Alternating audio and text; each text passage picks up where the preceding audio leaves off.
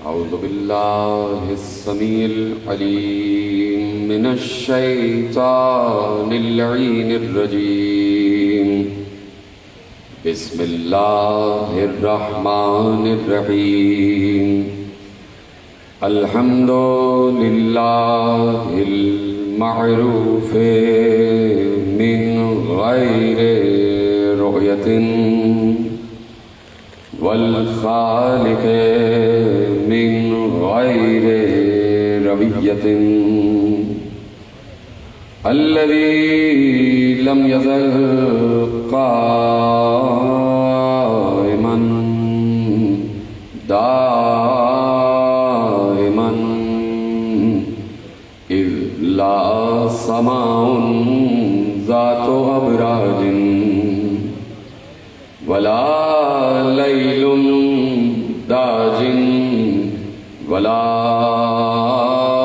بحر ساج ولا أرض ذات مهاد ولا خلق ذو اعتماد والصلاة والسلام والتحية والإكرام على نبي الرحمة وخازن المغفرة وقائد الخير والبركة ومنقذ العباد من الهلكة سيدنا ومولانا أبي القاسم محمد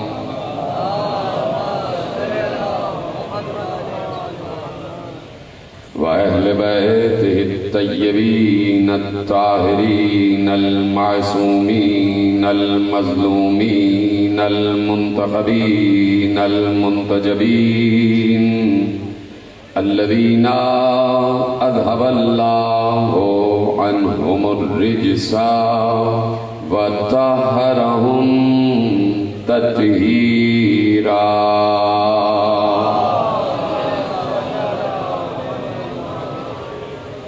أما بعد فقد قال الله سبحانه وتعالى في محكم كتابه المجيد وفرقانه الحميد وقوله الحق. بسم الله الرحمن الرحيم. الذين ينفقون في السراء والضراء والكاظمين الغيظ والعافين عن الناس والله يحب المحسنين. صلوات محمد وعلى محمد. 1443 ہجری کے عشرہ ماہ اعضاء کی مرکزی امام بارگاہ دھوبی گھاٹ فیصل آباد میں آپ حضرات آج تیسری مجلس میں شریک ہیں. عنوان گفتگو مسلسل آپ کے پیش نگاہ ہے عظمت و اوصاف امام موسی کاظم علیہ السلام.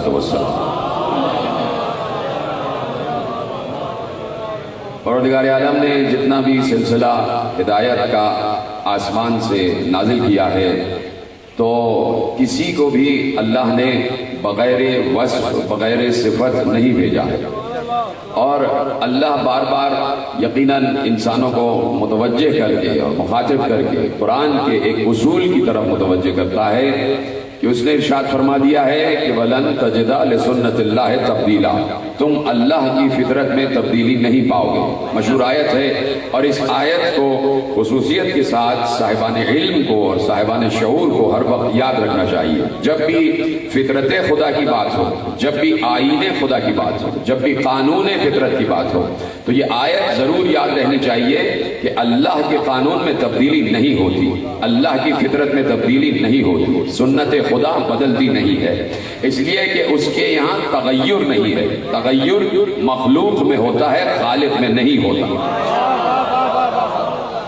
مخلوق کا مزاج بدلا کرتا ہے، خالق کا مزاج نہیں بدلتا، اس لیے خالق کی ایک ہی فطرت ہے، اللہ اپنے اصول کو کبھی نہیں بدلتا۔ تو اللہ کا یہ اصول قرار پایا ہے کہ جب بھی میں ان خطا کار انسانوں کی، ان بہکے ہوئے اور بھٹکے ہوئے انسانوں کی رہنمائی کے لیے، رہبری کے لیے جب بھی آسمانوں سے کوئی حجت بھیجوں گا تو اس حجت کو بغیر وصف، بغیر صفت نہیں بھیجوں گا۔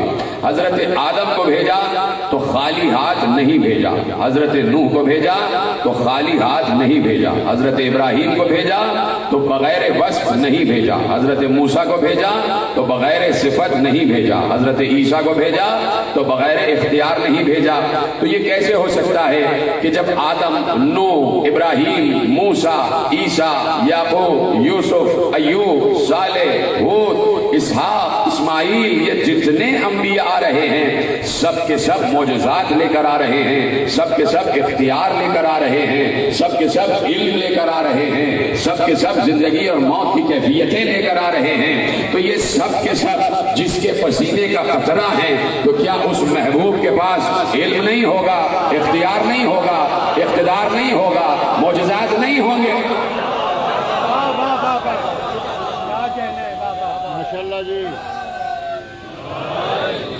توجہ ہے آپ کی یقیناً۔ تو اب آخری منزل پر جو منزل محبوب ہے، جو منزل محبوب ہے، آخری منزل، کہ جب اس نے خاتم النبیین کو بھیجا ہے تو کیا اس وقت اللہ کی فطرت بدل گئی؟ نہیں، یہ تو سوچنا بھی گناہ ہے۔ محبوب کے وقت فطرت بدلی نہیں، بلکہ جہاں معجزات بکھرے ہوئے تھے، سارے معجزات 1,23,999 انبیاء کے سارے ذات مصطفیٰ میں اللہ نے مجتمع کر دیے، اور اس کے بعد کہا کہ کائنات میں جہاں معجزات بکھرے ہیں وہ سب کے سب دست مصطفیٰ پر ہم نے مسخر کر دیے ہیں۔ یقیناً ہم نے فطرت ہر شے کی بنائی ہے، فطرت ہر شے کی بنائی ہے، انسان کی بھی فطرت ہے، حیوان کی بھی فطرت ہے، چرند کی بھی فطرت ہے، پرند کی بھی فطرت ہے، مخلوقات کی بھی فطرت ہے، زمین کی بھی فطرت ہے، آسمان کی بھی فطرت ہے، اور جہاں ان تمام اشیاء کی فطرت ہے وہیں سورج کی بھی فطرت ہے، وہیں چاند کی بھی فطرت ہے، وہیں ستاروں کی بھی فطرت ہے۔ میں کسی منزل پر عرض کر رہا تھا کہ اللہ نے ہر فطرت کو، ہر مخلوق کی فطرت کو اس کی فطرت میں تقدیر بنا کے لکھا ہے۔ ہر مخلوق کی فطرت گویا اس کی تقدیر ہے، اس کی قسمت ہے، اور اللہ نے ہر مخلوق کی تقدیر خود لکھ دی ہے۔ انسان کی تقدیر لکھنے والا اللہ ہے، چرند کی تقدیر لکھنے والا اللہ ہے، پرند کی تقدیر لکھنے والا اللہ ہے، اسی طرح سورج کی تقدیر لکھنے والا اللہ ہے۔ اور اللہ نے بڑے واضح الفاظ میں کہہ دیا کہ وَالشَّمْسُ تَجْرِي لِمُسْتَقَرٍّ لَهَا ذَلِكَ تَقْدِيرُ الْعَزِيزِ الْحَكِيمِ۔ کہا یہ سورج ایک مقررہ راستے پر چل رہا ہے اور یہ راستہ ہم نے اسے بتایا ہے، سورج کو راستہ ہم نے بتایا ہے، اور اس کا یہ جو راستہ ہے نا، یہ راستہ ہم نے اس کی تقدیر میں لکھ دیا ہے، اور تقدیر جب ہم لکھ دیں تو کوئی بدل نہیں سکتا ہے۔ اللہ نے کہا کہ سورج کی تقدیر یہ ہے، اس کے راستے کی تقدیر یہ ہے، توجہ، سورج کے راستے کی تقدیر یہ ہے کہ ہم نے لکھ دیا اور سورج کو پابند کر دیا کہ تیرا راستہ کیا ہے؟ تیرا راستہ یہ ہے کہ تو مشرق سے طلوع کرنا اور چلتے چلتے چلتے چلتے پورے دن ایک راستہ طے کرنا اور مغرب میں غروب ہو جانا۔ ذالک تقدیر العزیز الحکیم، یہ ہماری بنائی ہوئی تقدیر ہے، یہ سورج کی تقدیر ہم نے لکھی ہے، اور ہم فطرت بدلتے نہیں ہیں، ہم فطرت بدلتے نہیں ہیں۔ ایک طرف کہہ رہا ہے کہ ہم فطرت بدلتے نہیں ہیں، دوسری طرف کہہ رہا ہے کہ ہم نے سورج کی تقدیر میں لکھ دیا ہے کہ مشرق سے طلوع کرنا، مغرب میں ڈوب جانا۔ 1400 برس سے ہم ان بندوں کا تذکرہ کر رہے ہیں کہ اللہ نے سورج کی تقدیر بنا دی کہ مشرق سے نکلے اور مغرب میں ڈوب جائے، تو 1400 برس سے عالم اسلام کو انہی بندوں کا تعارف پیش کر رہے ہیں کہ جنہوں نے اللہ کی لکھی ہوئی تقدیر میں ایسے تبدیلی کی کہ مغرب سے ڈوبے ہوئے سورج کو واپس۔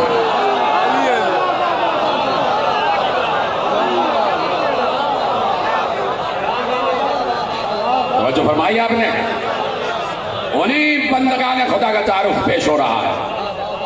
سلامت رہے، جیسے آپ نے سنا، یہ آپ کا حق ہے۔ تو اب انہی بندگان خدا کا تعارف پیش ہو رہا ہے۔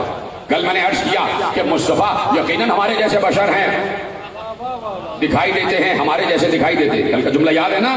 تو میں نے کیا کہا کہ چاند کو تو 2 ٹکڑے ہم نہیں کر سکتے، ڈوبے ہوئے سورج کو تو واپس پلٹا نہیں سکتے، ٹھیک ہے؟ تو اب ان بندگان خدا کا تعارف ہے کہ جہاں اللہ نے، دیکھو یہ بات یاد رہ جائے کہ کہیں اب تو معبود میں ٹکراؤ نہیں ہے، یہ بات واضح کرنا بہت ضروری ہے اس منزل پر، کہ کہیں عبد اور معبود میں ٹکراؤ نہیں ہے، کہیں خالق اور مخلوق میں ٹکراؤ نہیں ہے، کہیں یہ نہ سمجھ لینا کہ کوئی 2 قوتیں ہیں جو ٹکرا رہی ہیں آپس میں برابر کی، نہیں، اللہ اللہ ہے، مصطفیٰ مصطفیٰ ہے، وہ خلق کرنے والا ہے، یہ خلق ہونے والے ہیں۔ اگر کہیں انہوں نے سورج کی تقدیر کو بدلا ہے، اگر کہیں انہوں نے سورج کی وہ تقدیر جو اس کے راستے کے لیے لکھ دی گئی اسے تبدیل کیا ہے اور ڈوبے ہوئے سورج کو واپس اس کے راستے پر پلٹایا ہے، تو اس وقت تک نہیں کیا ہے جب تک یہ قوت بھی انہیں اللہ نے دی نہیں۔ جیتے رہے، سلامت رہے، یہ آپ ہی کا خاصہ تھا، جیسے توحید کے جملوں پہ آپ بولتے ہیں، یہ قوت، یہ اختیار بھی انہیں اللہ ہی نے دیا۔ تو جب اللہ تقدیر بدل دینے کا اختیار دے دے تو پھر میں اور آپ کون ہوتے ہیں اعتراض کرنے والے؟ سورج کی تقدیر یہ تھی کہ تجھے مشرق سے طلوع کرنا ہے، مغرب میں ڈوب جانا، لکھ دیا تھا اس کی تقدیر میں، تقدیر کوئی بدل نہیں سکتا، لیکن مصطفیٰ کو اذن دے دیا کہ تم بدل سکتے ہو۔ تو میرے ساتھ ہے نا؟ پیچھے آتی تھا، مصطفیٰ کو اذن اور اختیار دے دیا کہ تم بدل سکتے ہو، تم ڈوبے ہوئے سورج کو واپس پلٹا سکتے ہو۔ یعنی کہیں نہ کہیں کچھ بندگان خدا ایسے ہیں کہ جنہیں ہر بندوں سے زیادہ استثناء حاصل ہے، مشکل جملہ تو نہیں کہا بھائی، جنہیں بندگان خدا میں اللہ نے استثناء بخشا ہے کہ ہم نے سورج کی تقدیر لکھ دی ہے، مشرق سے نکلے گا مغرب میں ڈوبے گا، مصطفیٰ ہم نے تمہیں اختیار دے دیا ہے تقدیر بدل دینا۔ تو مصطفیٰ نے تقدیر بدلی یا نہیں؟ پہلے بولو ہاں یا نہیں۔ مصطفیٰ نے تقدیر بدلی نا، تو راہب کی تقدیر میں بھی ایک نہیں تھا، حسین نے بدلی نا۔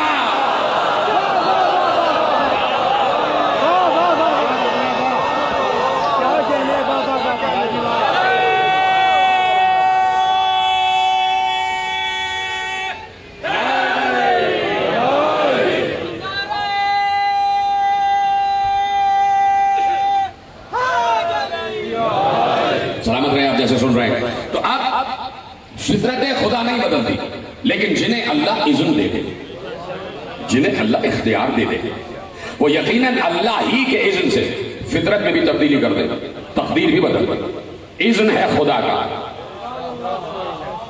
عالم اسلام اس بات کو بھول جاتا ہے کہ ہم بار بار کہتے ہیں کہ اصل چیز ہے اذن خدا، اصل چیز ہے اذن خدا، مرضی خدا۔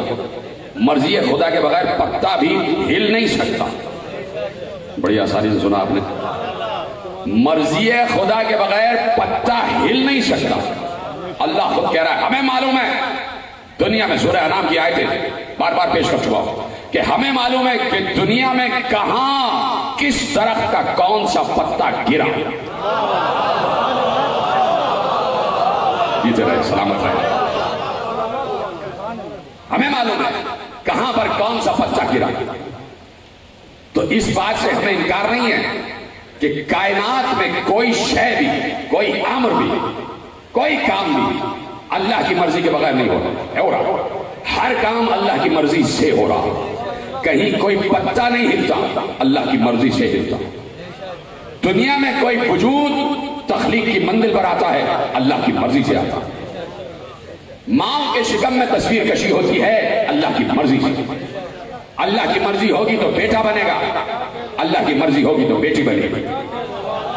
بارش برسے گی اللہ کی مرضی سے، ہوا چلے گی اللہ کی مرضی سے، پروائی آئے گی اللہ کی مرضی سے، فصلیں اگیں گی اللہ کی مرضی سے، کھیت کھلیان لہلہاتے ہوئے سرسبز و شاداب ہوں گے اللہ کی مرضی سے، آندھی آئے گی اللہ کی مرضی سے، آندھی رکے گی اللہ کی مرضی سے، طوفان آئے گا اللہ کی مرضی سے، طوفان تھمے گا اللہ کی مرضی سے، آگ جلے گی اللہ کی مرضی سے، آگ بجھے گی اللہ کی مرضی سے، دریا قائم ہوگا اللہ کی مرضی سے، دریا میں شگاف ہوگا اللہ کی مرضی سے۔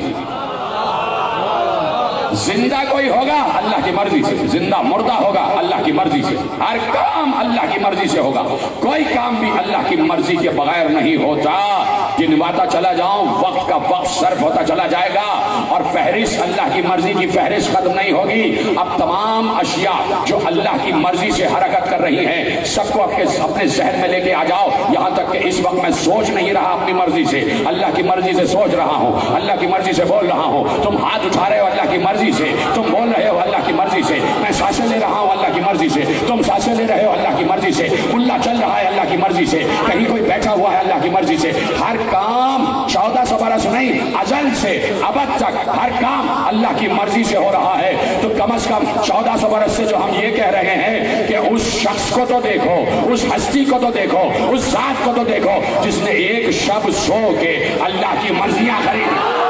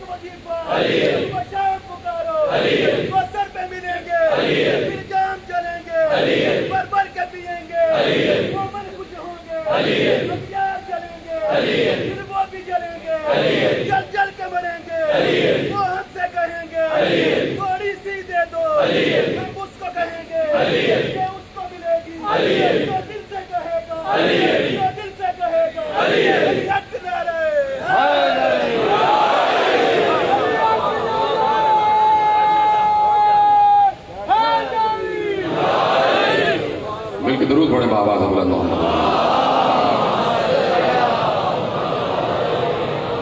سمجھ جو ہے نا آپ کی کہ کہاں پر اللہ کی مرضیاں کام کر رہی ہے۔ کوئی کام اللہ کی مرضی سے نہیں ہوتا، کوئی کام اللہ کی مرضی سے نہیں ہوتا، تو اتنا تو کام کرو کہ پتا تو کرو اللہ کی مرضی ہے کس کے پاس۔ خود اللہ نے کہہ دیا وَمِنَ النَّاسِ مَن يَشْرِي نَفْسَهُ ابْتِغَاءَ مَرْضَاتِ اللَّهِ، انسانوں ہی میں کچھ انسان ایسے ہیں کہ جو اپنا نفس بیچ کر اللہ کی مرضی خریدتے ہیں۔ انسانوں ہی میں ہیں کہ جو اپنا نفس بیچتے ہیں، اللہ کی مرضی خرید لیتے ہیں۔ اب لاکھ سوتے رہو کسی کے بستر پر، مرضی تو بک چکی۔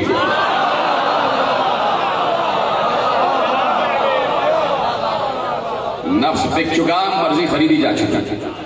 تو اب کچھ بندگان خدا ہیں کہ جنہیں اللہ نے استثناء عطا کیا ہے، ایکسپشن عطا کیا ہے، اختصاص عطا کیا ہے۔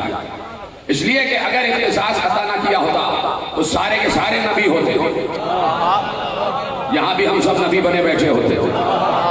سب نبی نہیں، 1 ارب 50 کروڑ مسلمان، سب کے سب نبی نہیں ہیں۔ اربوں خربوں کی آبادی میں 1,24,000 ہیں کہ جو نبی بنے۔ اس کا مطلب ہے خربوں کی آبادی میں صرف 1,24,000 کو اس قابل جانا گیا کہ اللہ ان سے بات کرے، اور انہیں استثناء دیا گیا، انہیں اختصاص دیا گیا، انہیں استفائیت کی منزل پر بلند کیا گیا۔ تو کسی کو بھی جسے استثناء دیا، کسی کو بھی خالی ہاتھ نہیں بھیجا۔ آدم کو علم دے کر بھیجا، نوح کو نگاہ دے کر بھیجا، کشتی نجات دے کر بھیجا، ابراہیم کو ملکوت کا اختیار دے دیا۔ آگ گلزار ہو گئی ابراہیم کے لیے، لاؤ کسی کے لیے آگ گلزار کر کے تو دکھاؤ۔ ابراہیم کے لیے ہوئی، اور ابراہیم کے لیے آگ اس لیے گلزار ہوئی کہ ان من شیعتہ لابراہیم،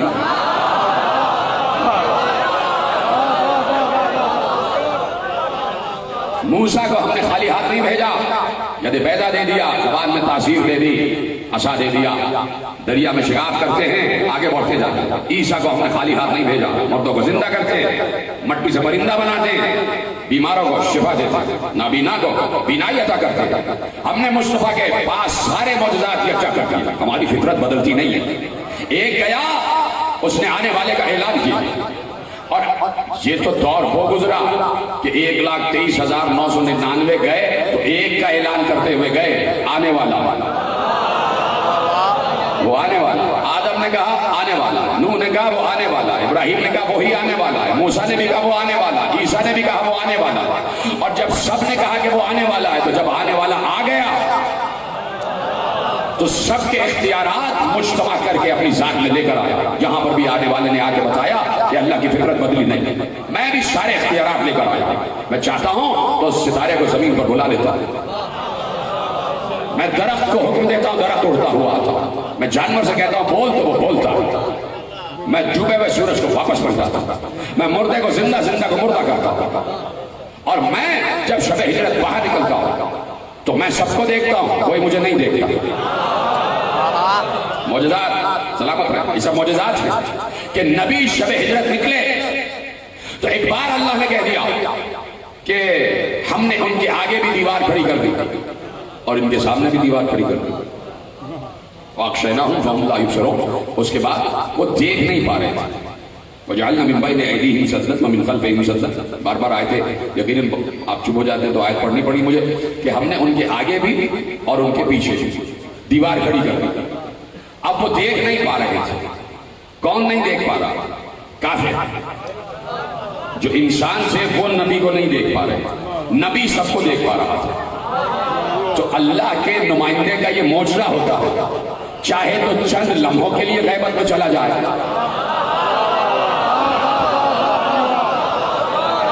بڑی دیر میں آپ میرے ساتھ ہیں، یہ فطرت خدا ہے کہ اللہ کا نمائندہ اختیار رکھتا ہے، چاہے تو اپنے کو چھپا لے، چاہے تو کسی بھی شے کو چھپا لے، تو اللہ کی فطرت بدلتی نہیں ہے۔ فطرت خدا یہ ہے کہ اس نے جب بھی کسی نبی کو بھیجا ہے اختیار دے کے بھیجا۔ عیسیٰ کو یہ اختیار دے دیا کہ عیسیٰ جیسے ہی گہوارے میں آئے فوراً بولنا شروع کیا، انی عبداللہ آتانی الکتاب وجعلنی نبیا، میں اللہ کا بندہ ہوں، مجھے کتاب دی گئی ہے اور مجھے اللہ نے نبی بنایا۔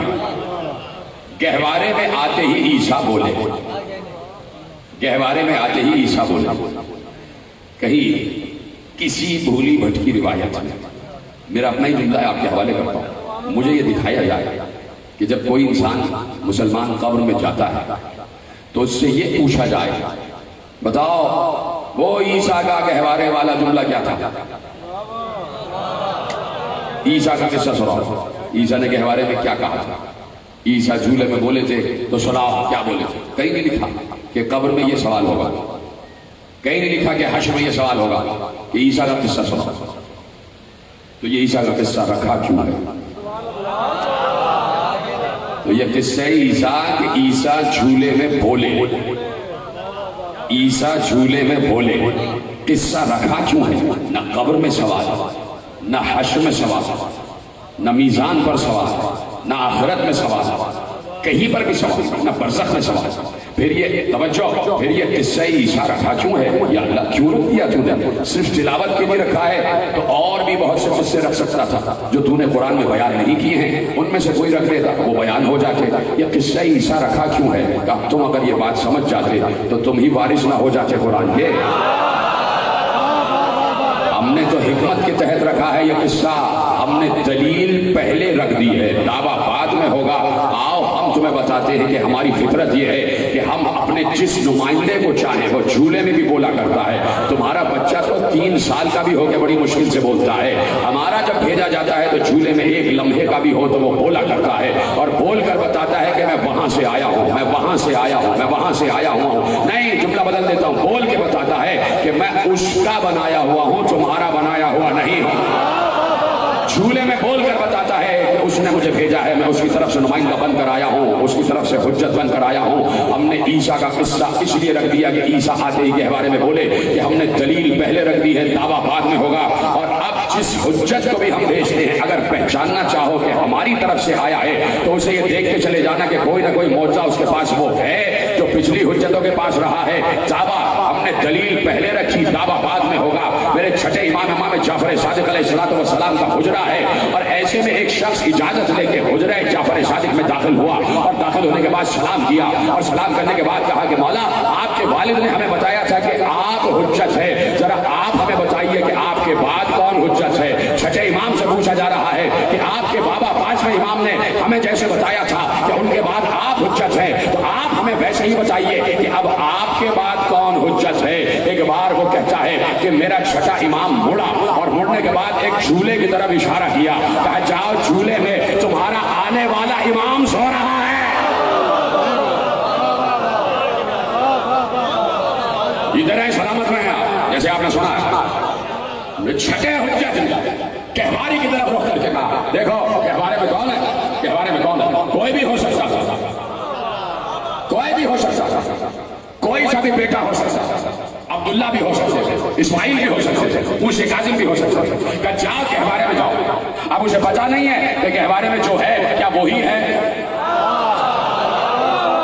भाई गुफ्तगू शुरू हो चुकी है, उसे क्या पता जो कहवारे में है वही आने वाला हुज्जत है। तो अब हुज्जत खुद बताएगा कि मैं हुज्जत हूं।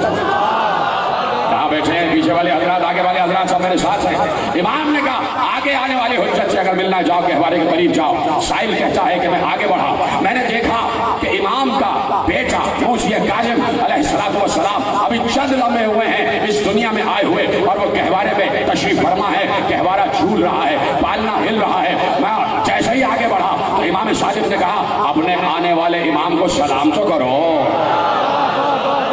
ये पीछे वाले हजरात मेरे साथ है या नहीं, सबके हाथ उठने चाहिए, इसलिए कि नुसरत मूसा काजिम का मरहला है। तो अपने आगे आने वाले इमाम को, आगे आने वाले इमाम को सलाम करो। साहिल कहता है मैं आगे बढ़ा और आगे बढ़ने के बाद सलाम किया, अस्सलाम अलैका, आप पर सलाम हो, आप पर सलाम हो। उसे पता ही नहीं कि हुज्जत को इस्तिस्ना हासिल होता है और अल्लाह ने ईसा का किस्सा दलील में रखा ही इसलिए था कि दलील पहले आ जाए और दावा बाद में हो जाए, ताकि तुम्हें दलील मिल जाए और दलील कुरान से मिले। कहता है आगे बढ़ा और मैंने अपने आगे आने वाली हुज्जत मूसा काजिम को जो अभी कहवारे में लेटे हुए हैं सलाम किया, आप पर सलाम हो। ये कह के मैं चुप हो गया, चुप होके मुड़ा। कहवारे से आवाज आई तुझ पर भी हमारा सलाम।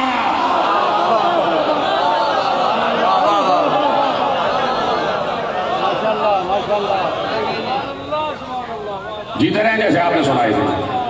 मौजूद मौला का है ना, जानते हैं ना मौजूद क्या, अज़मत व औसाफ़ इमाम मूसा काज़िम अलैहिस्सलाम। आवाज आई तुझ पर सलाम हो, रुक जाओ, आगे मत बढ़ना। जैसे ही रुका तो कहा सुनो अभी 3 दिन पहले तुम्हारे घर में बेटी की पैदाइश हुई है। झूले से इमाम बोल रहा है 3 दिन पहले तेरे घर बेटी की पैदाइश हुई है। जो तूने नाम रखा है वो नाम अल्लाह को पसंद नहीं है, बेटी का नाम बदल दे जाके।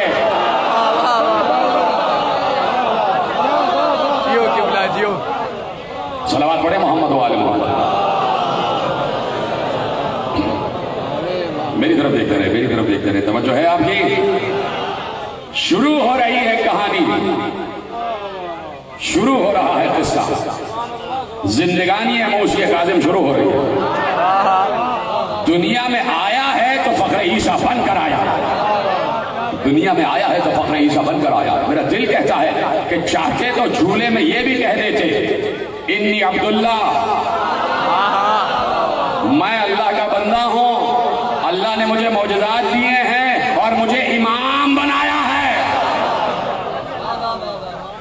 वजअलनी इमामा, मुझे इमाम बनाया। चाहते तो ये बोलते, लेकिन बोल के बताया कि फख्र ईसा है और बोल के ये भी बताया कि अब यकीन आ गया। जुमला जाया नहीं होना चाहिए।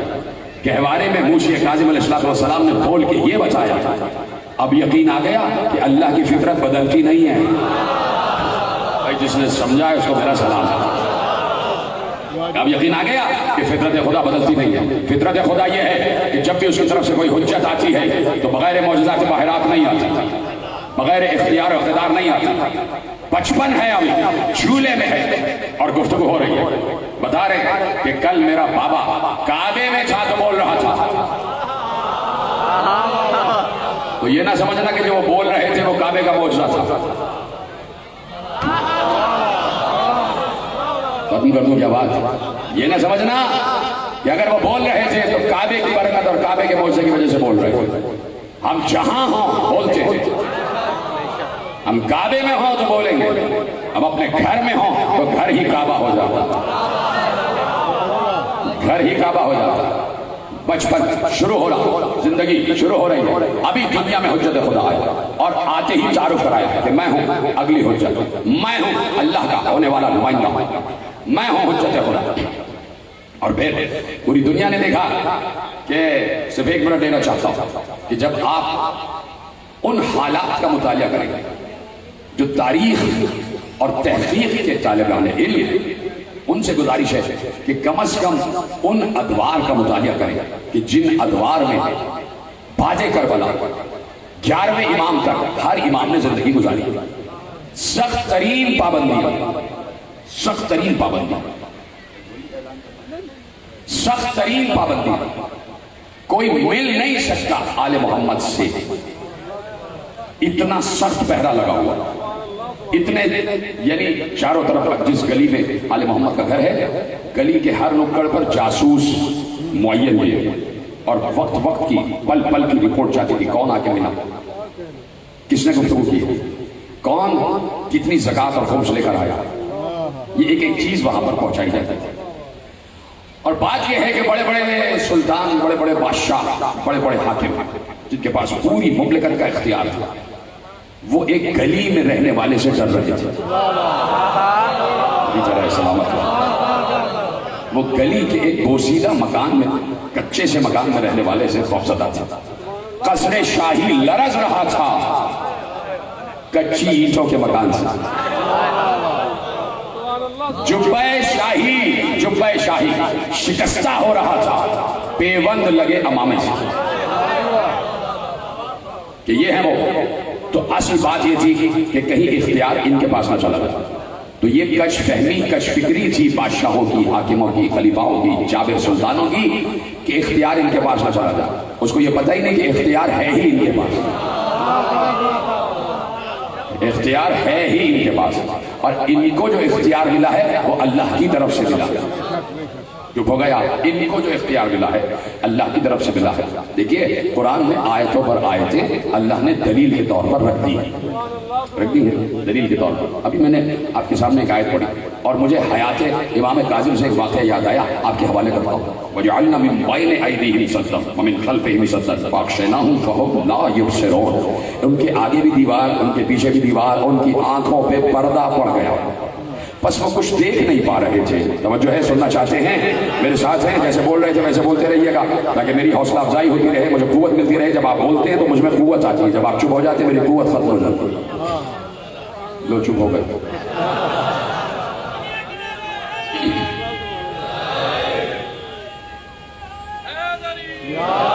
سلامت رہیں آپ, مسلسل آپ کے لیے میں دعا رہتا ہوں. توجہ ہے, ہم نے آگے بھی پیچھے بھی دیوار کھڑی کر دی اور پردہ پڑ گیا ان کی آنکھوں, دیکھ نہیں پا رہے.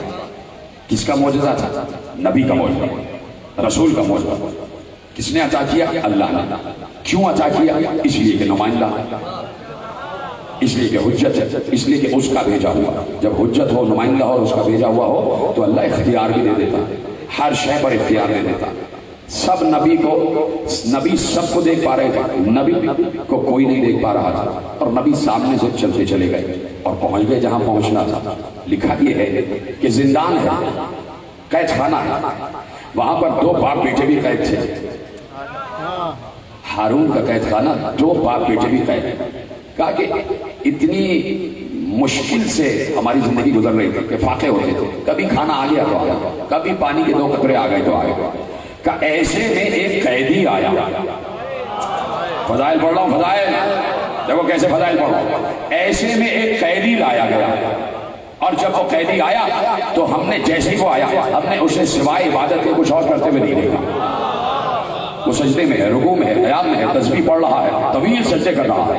ایک بار جیسے ہی اس نے پہلی نماز ختم کی, ہم نے پوچھا کون؟ کہا موسی کاظم. کہا موسی کاظم. کہ جیسے ہی نماز ختم ہوئی اللہ نے معجزے سے اس قید خانے میں پانی کا چشمہ جاری کیا. ایسے سنیں گے تو ختم کر دیتا ہوں بات. اسی کی طرف تو اشارہ کرنا ہے، اسی لیے تو موضوع رکھا ہے کہ گستاخوں کو بتایا جائے کہ یہ اپنے دور کا محمد ہے۔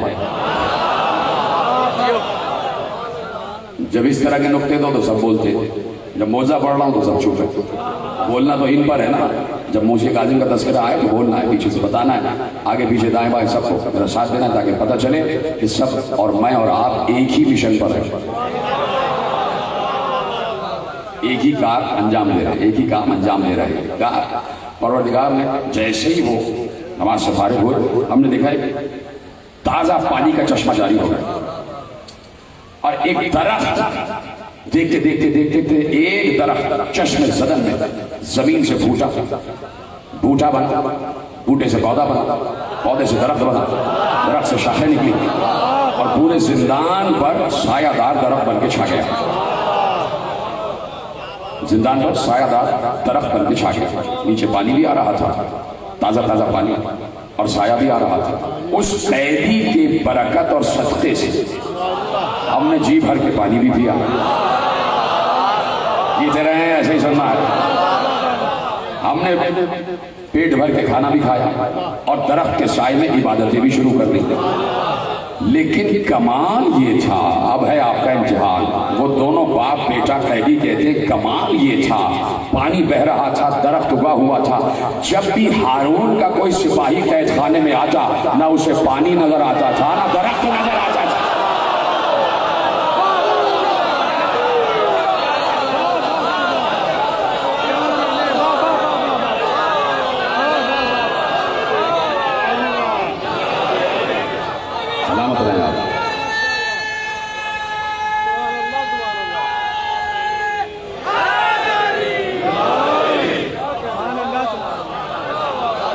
خدا آپ کو سلامت ہے۔ باب الحوائج کے سلسلے میں آپ کی ہر مراد پوری ہو، جیسے آپ نے میرے ساتھ میں امام کا تذکرہ سنا، خدا آپ کو کوئی غم نہ دے سوا غم حسین۔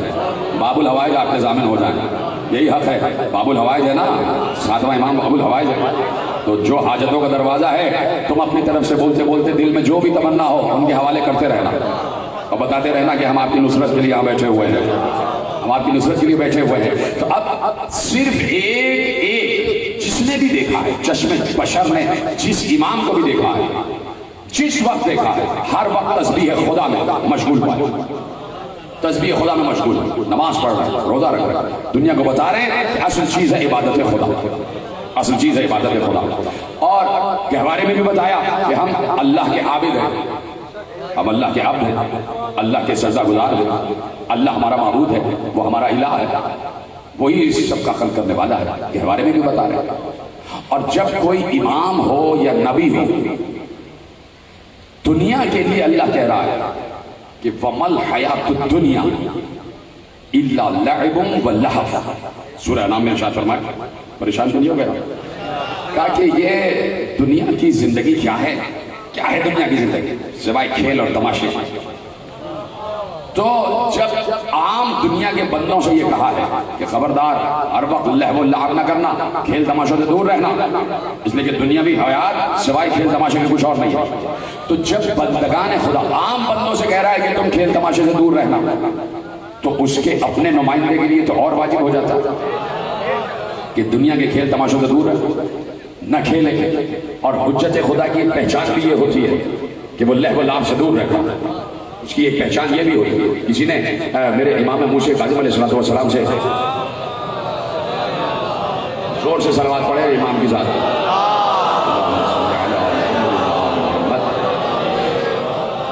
کہ اوصاف امام کیا ہے، اوصاف امام کیا ہے؟ جب بہت سے اوصاف گنوائے، وہاں یہ بھی گنوایا، کہا کہ وصف امام کی وصف اوصاف میں سے ایک وصف یہ بھی ہے کہ جانے والے امام نے اس کے لیے اعلان کیا ہو کہ آگے آنے والا امام یہ ہے، اور اسے ویسے ہی نصب کیا ہو جیسے پیغمبر نے غدیر میں علی کو نصب کیا،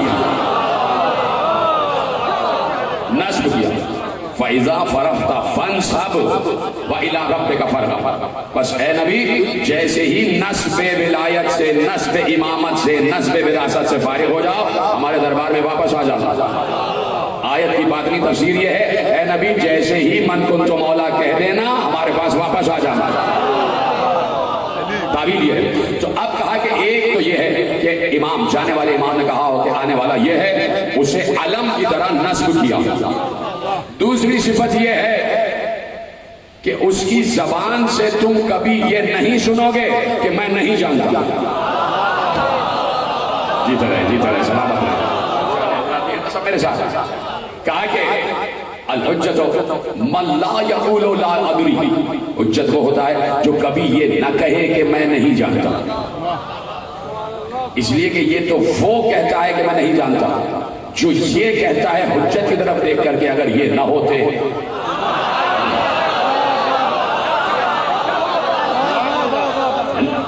یہ تو عام انسان کہتا ہے کہ بھائی اگر یہ نہ ہوتے تو ہم ہلاک ہو جاتے. تو انہوں نے تو 70 مرتبہ امت کو اشارہ کر کے بتایا یہ ہے حجت. جو سمجھ گیا جو نہیں سمجھا اس کو میرا سلام. انہوں نے 70 مرتبہ علی کی طرف اشارہ کر کے بتایا یہ ہے حجت خدا. اس لیے کہ میں نہیں جانتا یہ جانتا. کہ دوسری صفت یہ ہے کہ وہ یہ نہ کہے کہ میں نہیں جانتا، جو سوال کیا جائے وہ جواب دیتا. میرے ساتھ میں امام نے یہی پہ جملہ ختم نہیں کیا کہ حجت ہوتا ہے کہ اس سے جو سوال کیا جائے وہ جواب دے. اور کہا اگر سامنے بیٹھنے والا سوال نہ بھی کرے تو اسے معلوم ہو کہ دل میں کیا ہے. اسے معلوم ہو کہ دل میں کیا ہے، اور اس سے پہلے کہ وہ سوال کرے یہاں سے جواب آ جائے. کہا کہ تیسری صفت یہ ہے کہ جس کا ابھی ابھی تجھے اظہار بھی ہو جائے گا. وہ صفت یہ ہے کہ حجت خدا وہ ہوتا ہے جو دنیا میں بسنے والے نہ صرف ہر انسان کی بلکہ ہر جانور کی بھی زبان جانتا ہو. جیتے رہے میں نے کہا نا ایسے ہی سننا ہے جس طرح آپ سن رہے ہیں. نہ صرف یہ کہ ہر انسان کی بلکہ ہر مخلوق کی زبان جانتا ہو. اور امام نے بات کرتے کرتے کہا اس کی دلیل تجھے ابھی مل بھی جائے گی. اس کی دلیل تجھے ابھی مل بھی جائے گی. پھر کہا کہ حجت وہ ہوتا ہے جو کھیل تماشوں سے دور رہتا، دنیا کو طلاق دے چکا ہوتا، دنیا کے لہو و لعب سے دور ہوتا. ابھی یہ بات ہو رہی تھی کہ خراسان کا ایک آدمی آیا، ساتویں امام کی خدمت میں آیا، حج کر کے آیا تو مدینے آیا. مختلف گوشے پیش کر رہا ہوں، مختلف عہد تھے. اس لیے کہ پھر جب زندان کی باتیں کروں گا تو وہ مسائل کا گوشہ آ جاتا ہے اور وہ کیفیت بدل جاتی ہے. تو آپ کو بغیر بتائے ہوئے صرف اشارے کروں گا کہ کہاں کا واقعہ ہوا. حج کر کے مدینے آیا، امام کی زیارت دے دی تاکہ حج قبول ہو جائے. یہ سلامت رہے تاکہ حج قبول ہو جائے. اسی لیے ضروری ہے کہ حج کرنے کے بعد مدینے جاؤ، حج کرنے کے بعد مدینے جاؤ تاکہ حج قبول ہو جائے. وہ پہنچا، فضل رسول کی خدمت میں پہنچا. ابھی مولا اپنے چاہنے والے سے اوصاف امامت بیان کر رہے تھے. دخل الباب ہوا، غلام نے بتایا ایک شخص خراسان سے آیا. خراسان سمجھتے ہیں نا خراسان کہاں پر ہے، اور آپ سے اذن باریابی چاہتا کہ بلا لو. آیا، 10 بوسی کی، ختم بوسی کی، بیٹھ گئے. اس نے امام سے عربی میں بات کی، عربی میں سوال جواب. اس نے عربی میں کوئی سوال کیا، امام نے اسے فارسی میں جواب دیا. امام نے اسے فارسی میں جواب دیا، اس لیے کہ ہے خراسان کا رہنے والا، اس کی مادری زبان فارسی ہے. لیکن چونکہ امام کی معرفت کم تھی اس لیے امام سے ان کی زبان میں بات کر رہا تھا. اندر سے سوچ رہا ہوگا میری زبان ان کو کہاں آتی ہوگی. سوال اس نے عربی میں کیا، امام نے مسکراتے ہوئے فارسی میں جواب دیا. ایک بار اس کی آنکھیں چکا چوند ہو گئی، لرز کر کہنے لگا کہ مجھے معلوم نہیں تھا کہ آپ کو فارسی بھی آتی ہے، نہیں تو میں آپ سے فارسی میں بات کرتا. کہا اگر مجھے فارسی نہ آتی ہوتی تو تجھ میں اور مجھ میں فرق کیا رہ جاتا.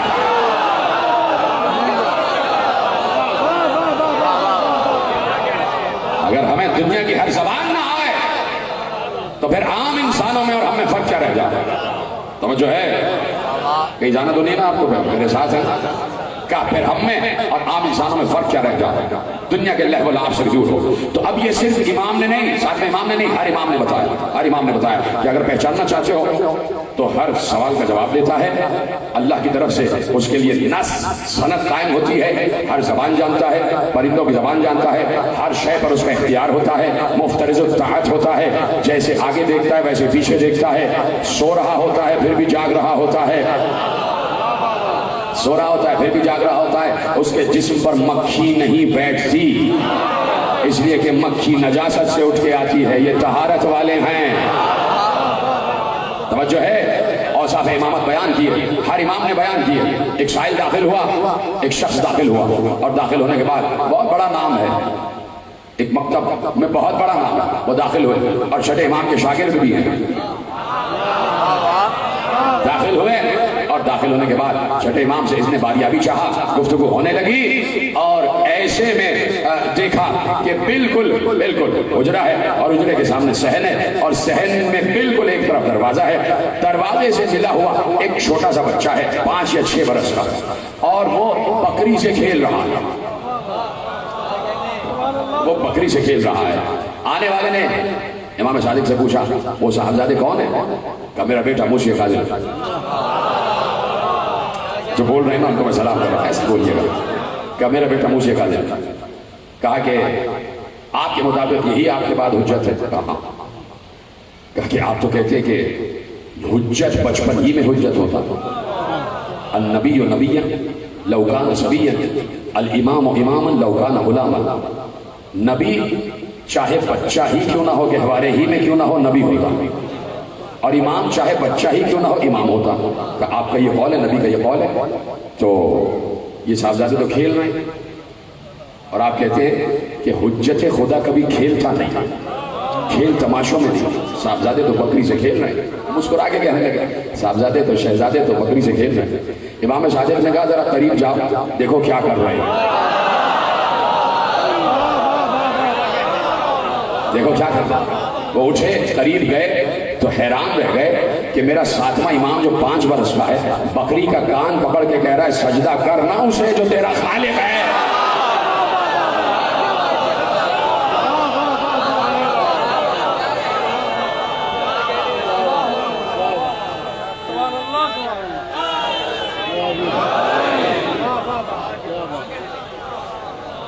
پہنچ رہے نا موضوع آپ تک؟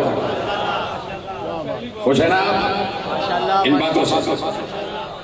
گواہی دیں گے نا کہ نصرت ہو رہی ہے کہ نہیں؟ پہنچ رہے نا جملے؟ بات آگے بڑھ رہی ہے، اور یقیناً آگے بڑھانا چاہتا بھی ہوں تاکہ کہیں اور بات آگے نہ بڑھ جائے۔ ان باتوں کو روکنے کے لیے یہ باتیں بہت ضروری ہے، فضائل بیان کرنا بہت ضروری ہے تاکہ لوگوں کے چہرے بھی روشن ہو جائیں، لوگوں کے دماغ بھی روشن ہو جائیں، دماغ کی گرہیں بھی کھل جائیں۔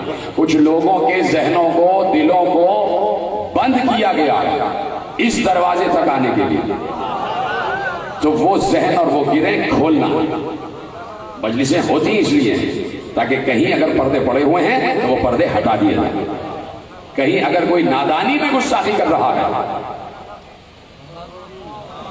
تو اسے رہنمائی کر دی جائے کہ حقیقت کیا ہے۔ توجہ فرما رہے ہیں نا آپ؟ تو کیا میں نے کہا کہ اوصاف امام یہ ہے کہ آپ اسے ہر وقت سجدہ خدا میں دیکھیں، ہر وقت قرب خدا کی منزل پر، ہر وقت قرب خدا کی منزل پر۔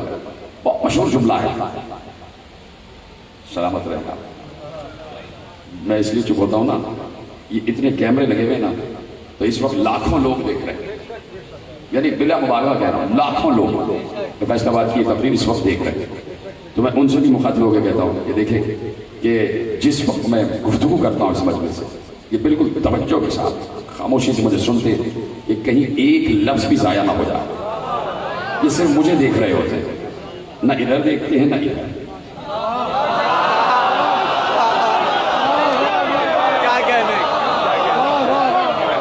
معلوم ہے کہ اگر ادھر ادھر دیکھا تو کوئی بات ضائع نہ ہو جائے، کوئی جملہ محو نہ ہو جائے، تو سلامت رہے آپ، خدا آپ کو نظر بد سے اور حسد سے محفوظ رکھے۔ تو ہر وقت عبادت خدا میں، اور یہ نہیں کہ عبادت کو عادت سمجھ کے کر رہے، معرفت کے ساتھ خدا کی عبادت ہوتی ہے، معرفت کے ساتھ خدا کی عبادت ہوتی ہے۔ مثلا بہت مشہور جملہ ہے، اہل تسنن علماء نے بھی لکھا ہے، اہل تشیع علماء نے بھی لکھا ہے۔ کیا لکھا ہے؟ میں پہلا جملہ کہوں گا، آپ تک لفظ پہنچ جائیں گے کہ کسی نے پیغمبر سے پوچھا کہ یا رسول اللہ، اکثر ہم نماز میں کھڑے ہوتے ہیں تو جو آپ کہتے ہیں کہ خضوع اور خشوع کے ساتھ نماز پڑھو، تو خضوع اور خشوع قائم نہیں رہتا، یا رسول اللہ کیا کرتا؟ دنیا بھر کی باتیں نماز کے وقت ذہن میں آ جاتی، کوئی چیز کہیں رکھ کے بھول گئے، نماز کے وقت ہی ذہن میں آ جاتی ہے، اچھا وہاں رکھی ہوئی، کہیں ہمیں جنگ پر جانا ہے تو نماز کے وقت ہی جنگ کی پلاننگ کر لیتے ہیں. یا رسول اللہ خضوع اور خشوع قائم نہیں ہو پاتا, کیا کریں؟ سنی شیعہ دونوں میں روایت مشترک ہے. پیغمبر نے کہا جس وقت مسلح عبادت پر آ جاؤ, ہم تمہیں بتاتے ہیں خضوع و خشوع کیسے قائم ہوتا ہے. جس وقت مسلح عبادت پر آ جاؤ, جس وقت مسلح عبادت پر آ جاؤ تو تم یہ تصور کرو کہ تم اللہ کو دیکھ رہے ہو.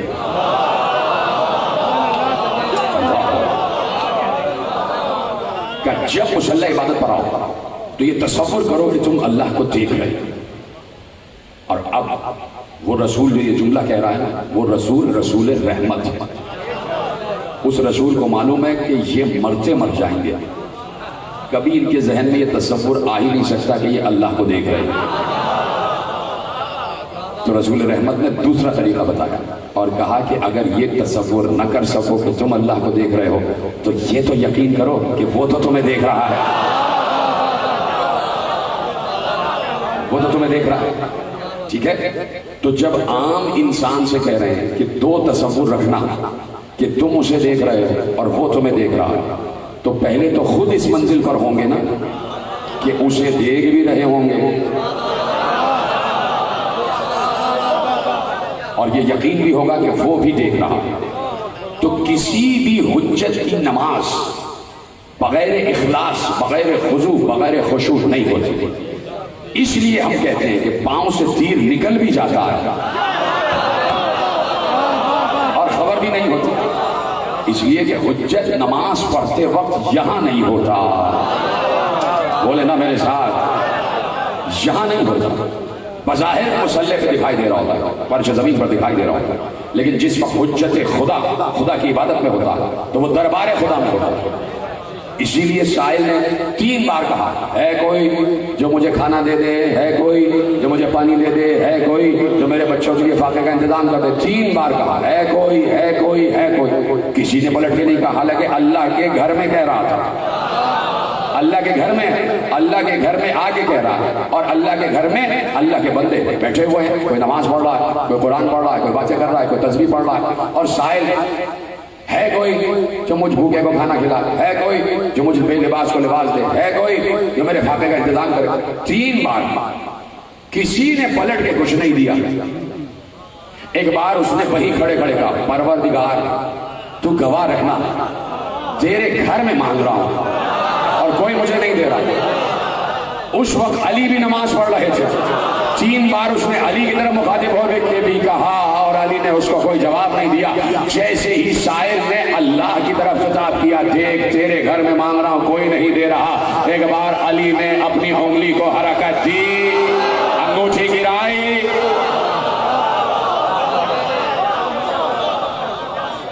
تو اب بتانے والے نے بتایا کہ علی نے 3 بار اس لیے جواب نہیں دیا کہ سائل یہاں پر بات کر رہا تھا اور علی نماز کے وقت یہاں ہوتے نہیں. جب وہاں بات پہنچی ہے جہاں علی تھے,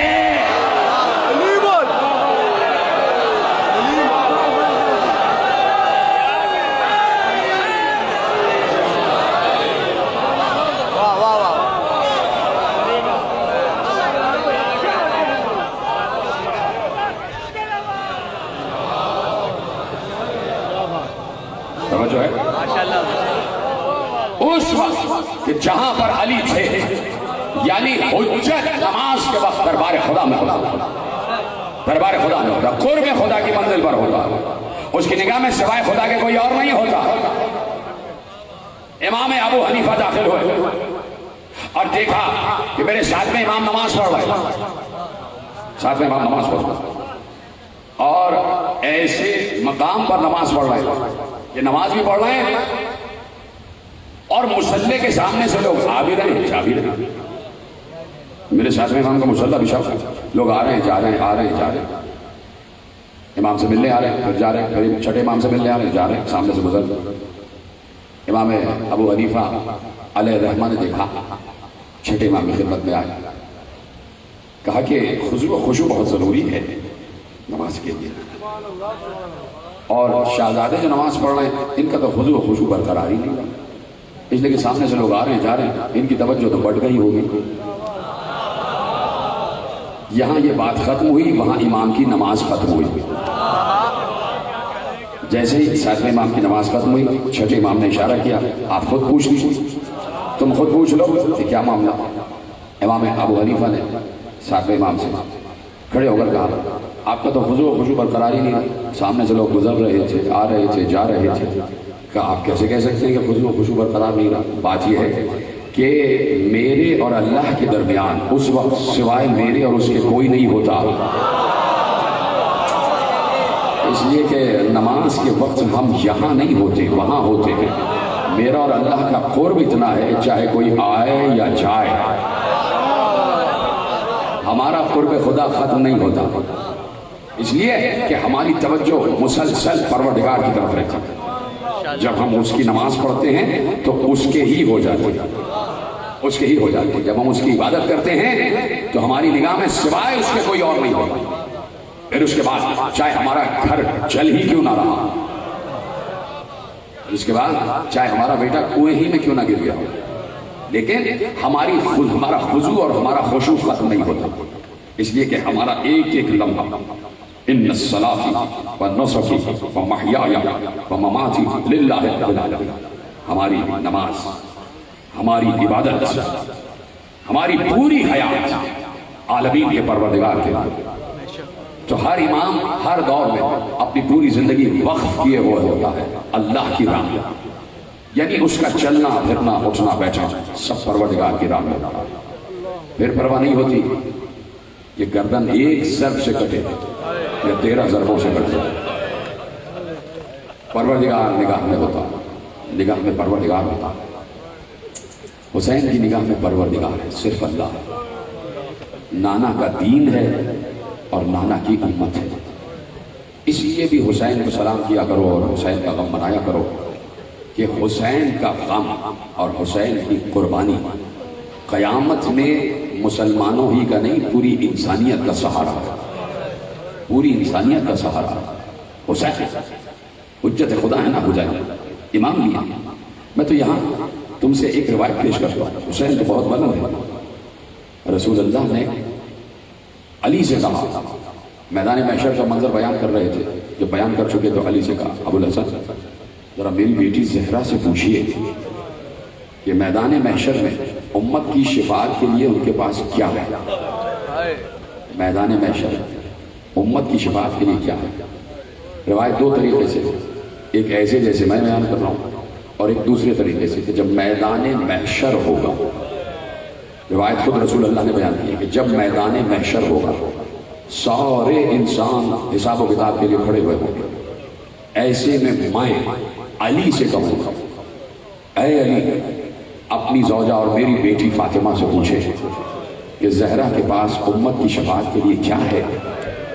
علی جائیں گے زہرا کے پاس، زہرا جواب دیں گی ابو الحسن میرے بابا سے میری جانب سے کہیے گا امت کی شفاعت کے لیے تو میرے بیٹے عباس کے 2 کٹے ہوئے بازو ہی کافی، اجرکم علی اللہ، اجرکم علی اللہ۔ یہ سامان شفاعت ہو رہا ہے، اے امت محمد، اے مسلمانوں، اے کلمہ گویوں، مجلس کی مخالفت نہ کیا کرو، یہ سامان شفاعت ہے، یہ سامان شفاعت ہے۔ کسی کو یقین نہیں ہے کہ عبادتیں قبول ہو بھی رہی ہیں یا نہیں ہو رہی، صرف ایک یہ ذکر حسین ہے کہ جو خلوص کے ساتھ انجام دیا جاتا ہے۔ میں گارنٹی سے کہہ رہا ہوں، میں دعوے سے کہہ رہا ہوں، اس وقت جتنے افراد یہاں بیٹھے ہیں بشمول میری ماں بہنوں کے، ان کے ذہن میں سوائے حسین کے کوئی اور نہیں۔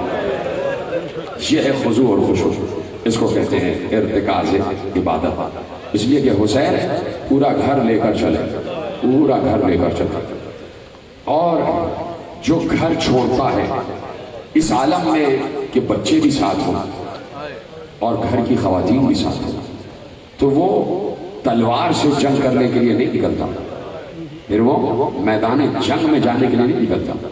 حسین میدان جنگ میں جانے کے لیے نہیں نکلے تھے، حسین میدان مباہلہ میں جانے کے لیے نکلے تھے، ساتھ میں بچے بھی تھے، ساتھ میں عورتیں بھی تھیں، اور کہا آ جاؤ جہاں مباہلہ کرنا ہو، حسین مباہلے کے لیے حاضر ہے۔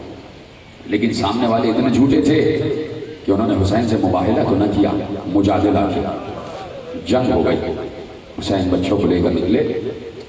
کل بھی میں نے عرض کیا کہ بڑی قربانیاں ہیں زوجہ مسلم کی، بڑی قربانی. قافلہ پہنچا ہے.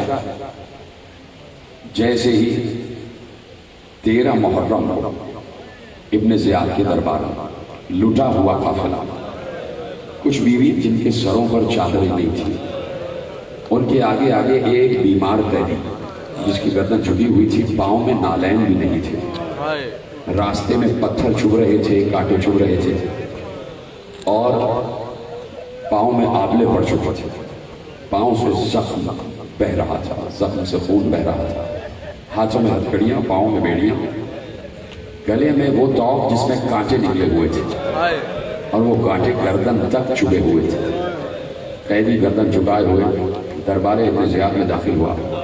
ابن زیاد نے پوچھا یہ کون ہے آگے آگے؟ کہا یہ حسین کا بیٹا علی ہے، یہ حسین کا بیٹا علی ہے. کہا کہ تم حسین کے بیٹے علی ہو، علی بن حسین ہو، مجھے یقین نہیں آتا کہ تم مسلم کے بھتیجے ہو، اس لیے کہ اب سے 1 مہینے پہلے مسلم اسی دربار میں ایسے ہی قید کر کے لائے گئے تھے، لیکن عالم یہ تھا کہ مسلم کی گردن اٹھی ہوئی تھی، سینہ چوڑا تھا، اور مسلم ایک ایک کو چھڑکتے ہوئے دربار میں آ رہے تھے. مسلم کسی کے قابو میں نہیں آ رہے تھے، مسلم سب کو چھڑکتے ہوئے آ رہے تھے. مجھے یقین نہیں آتا کہ اسی مسلم کے بھتیجے ہو. اب اس بیمار 24 برس کے قیدی نے گردن اٹھائی اور روتے ہوئے کہا کہ تو نے انصاف نہیں کیا. جب میرا چچا مسلم اس دربار میں آیا تھا تو تنہا آیا تھا، میں آیا ہوں تو میرے ساتھ میری مائیں بہنیں جن کے سروں پر فدا نہیں. اجرکم اللہ. مولا انہیں کوئی غم نہ دینا سوا میرے سے. اے میرے امام وقت، آپ یہاں تشریف فرما ہے، آپ دیکھ رہے ہیں کیسے یہ چاہنے والے رو رہے ہیں. مولا انہوں نے مسلم کو ذبح ہوتے ہوئے دیکھا نہیں ہے، لیکن یہ ایسے گریا کر رہے ہیں جیسے گھر کا کام ہے. اے میرے وقت کے امام، ان کی جو بھی تمنا ہو، آگے سے پیچھے تک مولا ان کی جو بھی تمنا ہو قبول کیجیے گا. میں تمہارے مسائل وقت کے امام کے سپرد کر چکا ہوں. اب تمہارا کام صرف یہ ہے کہ امام زمانہ کو پرسہ دیتے رہنا، آئے حسین کہتے رہنا، آئے حسین کہتے رہنا. ختم ہو رہی ہے بات، آہستہ آہستہ آگے بڑھ رہا ہوں. حسین منزل زبالہ پر تھے، قیام لگے ہوئے تھے. حسین ایک کرسی پر تشریف فرما تھے، باتیں ہو رہی تھی، منصوبہ ہو رہا تھا کہ کس طرح کربلا کو سر کرنا ہے اور کیسے ہمیں مشیت الہی کو پر کرنا ہے. کہ ایسے میں اچانک حسین کھڑے ہوئے اور کھڑے ہو کے کوفے کی طرف رخ کر کہا وعلیک السلام یا اخی مسلم. اے میرے بھائی مسلم، تجھ پر بھی حسین کا سلام. عباس برابر میں کھڑے ہوئے تھے. جیسے ہی مسلم کا نام سنا، اپنے بہنوئی کا نام سنا، اپنی بہن کے سہاگ کا نام سنا، چونک کر کہتے ہیں آقا کس کو جواب سلام دیا؟ کہا عباس دیکھنا چاہتے ہو کہ مسلم کے ساتھ کیا ہو رہا ہے؟ کہا آقا دکھا دیجئے. کہا میری 2 انگلیوں کے درمیان دیکھو. جیسے ہی 2 انگلیوں کے درمیان دیکھا، پردے ہٹتے چلے گئے. عباس نے دیکھا کہ کوفہ ہے، کوفے کا دارالامارہ ہے، دارالامارہ کی چھت ہے، چھت پہ مسلم کو بٹھایا ہوا ہے، ہاتھ پسے پشت بندھے ہوئے ہیں، جلاد کھڑا ہوا ہے، تلوار بلند ہے، مسلم کی گردن جھکی ہوئی ہے اور گردن پر تلوار چلا ہی چاہتی ہے کہ کٹ کے گردن دارالامارہ کی چھت سے زمین پر آیا ہی چاہتی ہے. ایک بار عباس نے روتے ہوئے کہا آقا آپ امام وقت ہیں، آپ حجت خدا ہیں، کیا ایسا نہیں ہو سکتا کہ مجھے موجزے سے کوفے بھیجے، مجھے موجزے سے کوفے بھیجے؟ حسین نے روتے ہوئے کہا عباس کیا برداشت نہیں کر پا رہے؟ کیا مسلم کی شہادت برداشت نہیں کر پا رہے؟ عباس کیا مسلم کو بچانا چاہتے ہو؟ کیا جنگ کرنا چاہتے ہو؟ کہا آقا آپ کی اجازت کے بغیر کچھ نہیں ہو سکتا. کہا کیوں جانا چاہتے ہو؟ کہا جانا صرف اس لیے چاہتا ہوں کہ مسلم بہت بلند چھت پر ہیں، جب گردن کٹ کے گرے گی تو زمین پر گرے گی. میں چاہتا ہوں کہ مسلم کی گردن کو اپنے ہاتھوں میں لے لوں. ایک بار حسین نے کہا عباس تم چھت کی طرف دیکھ رہے ہو، ذرا زمین کو دیکھو. جیسے ہی زمین پر دیکھا فاطمہ زہرا ہاتھ پھیلائے ہوئے آجا میرے لال حسین. اجرکم اللہ، اجرکم اللہ. یہی حق ہے گریہ کرنے کا. آخری جملے پڑھنے جا رہا ہوں. میری ماں پہلے سے کھڑی ہوئی. فاطمہ زہرا کو پرسا دو، آئے زہرا کہو، آئے حسین کہو. میری مائیں بہنیں پردے میں بیٹھی ہیں، ادب سے بیٹھنا. کہیں شاید جنت البقیع والی بی بی آئی بیٹھی ہوئی. کہیں شاید شام والی بیویاں آئی بیٹھی ہوں اور عرصہ لینے کے لیے زہرا آ چکی ہیں، یہ گریے کی آواز بتا رہی ہے امام زمانہ آ چکے ہیں، ہماری آواز گریہ رکنی نہیں چاہیے۔ معلوم ہو گیا کہ مسلم شہید ہو گیا، مسلم شہید ہو گیا۔ حسین رو رہے تھے، حسین کے رونے کی آواز زینب کے کان تک پہنچ گئی، زینب کے کان تک پہنچ گئی۔ زینب نے فضا کو بھیجا، میرا بھائی کیوں رو رہا ہے؟ حسین داخل خیمہ ہوئے، ایک طرف لے گئے، کہا بہن زینب مسلم شہید کر دیے گئے، میرا سفیر مارا تھا، میرے سفیر کا خون کر دیا گیا، اور زینب عالم یہ ہے کہ مسلم کا گلا کٹ چکا ہے اور مسلم کی لاش کوفے کی گلیوں میں گھسیٹی جا رہی ہے اور بچوں سے کہا جا رہا ہے اس لاش کو پتھر مارو۔ کیا سن رہے عزیز؟ کہ میرے بھائی کا یہ عالم، کربلا شروع ہو گئی، کربلا 9 ذی الحجہ سے ہی شروع ہو گئی۔ کہا کہ زوجہ مسلم کو بتانا ہے، کیسے بتائے؟ یہ عباس جانے، یہ شریعت الحسین جانے۔ حسین ایک بار اس خیمے میں آئے جس خیمے میں زوجہ مسلم اور دختر مسلم تھی، مسلم کی بیٹی تھی۔ سمجھ گئے ہو تو رو رہا کہ میں کیا پڑھنے جا رہا ہوں۔ کربلا تو سب کی سنی ہوئی ہے، لیکن معجزہ یہ ہے کہ ہر برس کربلا تازہ ہو جاتی ہے، یہ معجزہ ہے۔ ایسا لگتا ہے کل کی بات ہے اور پہلی مرتبہ سن رہے، یہ معجزہ ہے۔ مسلمانوں دیکھو، یہ ہے معجزہ کربلا کا، کہ جس طرح سے لگتا ہے کہ جیسے کل کا واقعہ ہے اور آج چاہنے والے رو رہے ہیں۔ خیمے میں آ گئے، بچی کو بلایا، 4 برس کی چھوٹی سی بچی، حمیدہ بنت مسلم سلام اللہ علیہ، ہماری جانیں قربان ہو جائیں بیوی پر، اس چھوٹی سی شہزادی پر ہمارے خون کا ایک قطرہ قربان ہو جائے، ہمارے بچے قربان ہو جائے۔ شہزادی کو بلایا، بچی کو اٹھایا، اپنے زانوں میں بٹھا لیا، زانوں میں بٹھایا، کبھی رخسار چھوما، کبھی بالوں پہ ہاتھ میں، کبھی بچی کو گلے سے لگا دیا اور کہا بہن، شریعت الحسین سے کہا بہن بھی راستے میں ہم نے 2 منزل پہلے کوئی آیا تھا تو اس سے ہم نے گوشوارے خریدے تھے، بندے خریدے تھے، وہ بندے لے آئیے۔ شریعت الحسین وہ گوشوارے وہ بندے لے کے آئے، وہ صندوق کھولا گیا، اس میں سے حسین نے بندے نکالے، جناب حمیدہ کے کانوں میں بندے پہنا دیا، ختم ہو گئی بات ہی ختم ہو گئی۔ سامنے سکینہ یہ منظر دیکھ رہی تھی، سکینہ یہ منظر دیکھ رہی تھی، بنی ہاشم کے گھرانے کی دونوں بچیاں ہیں، جناب حمیدہ زانو حسین پر بیٹھی ہوئی ہیں، حسین رخسار چھوم رہے ہیں، بال، اور اس کے بعد کبھی ہاتھ چھومتے ہیں، کانوں میں گوشوارے بھی پہنا دیے۔ جب جناب مسلم کی بیٹی نے بار بار یہ دیکھا کہ میرے آقا حسین، میرے چچا حسین مجھے پیار کر رہے ہیں، میرے کانوں میں گوشوارے پہنا رہے ہیں، تو بچی نے ایک بار ایسے دیکھا، بیٹھی نہ زانوں پہ، ایسے دیکھ کر کہا چچا آج تو آپ ہمیں ایسے پیار کر رہے ہیں جیسے یتیم بچوں کو پیار کر رہے ہیں۔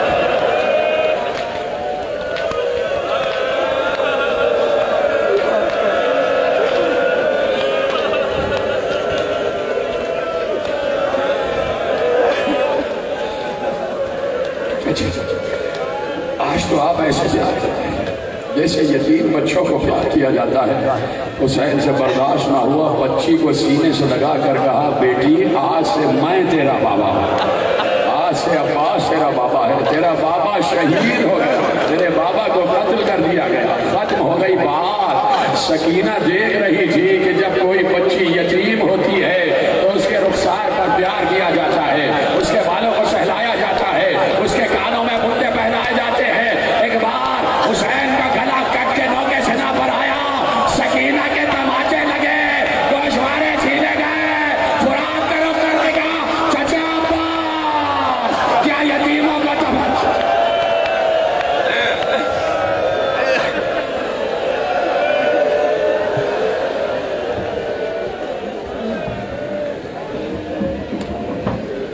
یا حسین نوحہ خان افضل جمال صاحب تشریف لے آئے۔ یا حسین، یا عباس، یا عباس، یا عباس، یا عباس، یا عباس،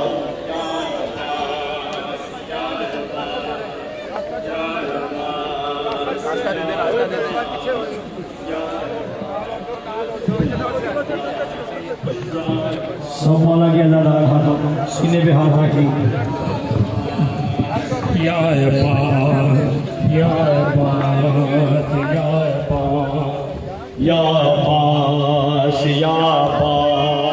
یا عباس یا عباس یا عباس یا عباس یا عباس عباس نے چراغ وفا کے جلا دیے یا عباس سب جرت و طاقت مطالع لگا دی یا عباس یا عباس